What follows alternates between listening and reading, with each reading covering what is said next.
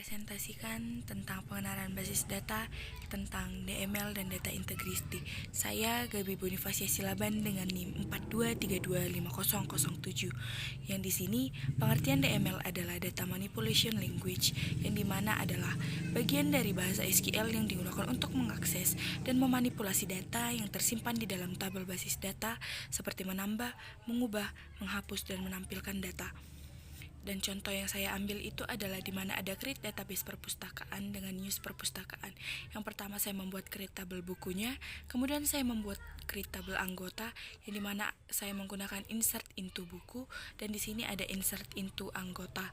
Dan yang saya buat untuk mengambil hasilnya itu yang dimana saya membuat select all from buku untuk mengambil judul dan pengarangnya. Yang di sini maka hasil jadi judul dan pengarangnya itu adalah dengan judul basis data dan pengarangnya di sini Kusrini. Yang kedua itu ada update buku dengan set tahun terbitnya itu yang ada pada ID buku. Kemudian saya membuat juga pada delete from buku dengan ID bukunya.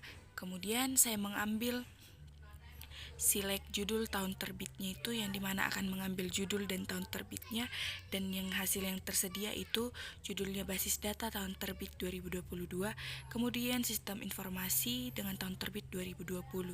Kemudian saya mengambil select from buku dengan limit 2 yang ada pada ID buku, judul, pengarang, dan tahun terbit.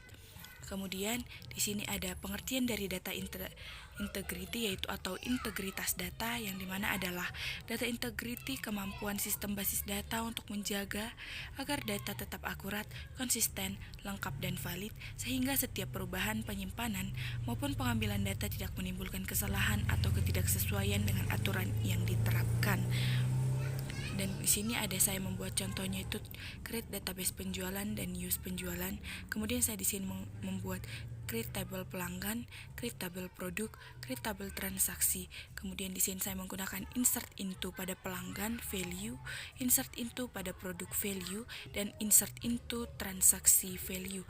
Yang dimana saya membuat contohnya itu mengambil data dari pelanggan, yaitu hasil yang muncul adalah ID pelanggan, nama, dan email. Kemudian saya mengambil data pada produk, yang itu adalah ID produk, nama produk, harga produk, dan stok produk. Dan kemudian saya mengambil contohnya itu yaitu pada transaksi, yang dimana ada ID transaksi, ID pelanggan, ID produk, jumlah, dan tanggalnya. Dan di sini saya mengambil data pada ID transaksi, pelanggan, nama produk, jumlah, dan tanggalnya. Dan di sini juga ada pada nama produk beserta stoknya itu dengan nama produk laptop dengan stoknya itu ada 5. Sekian dan terima kasih.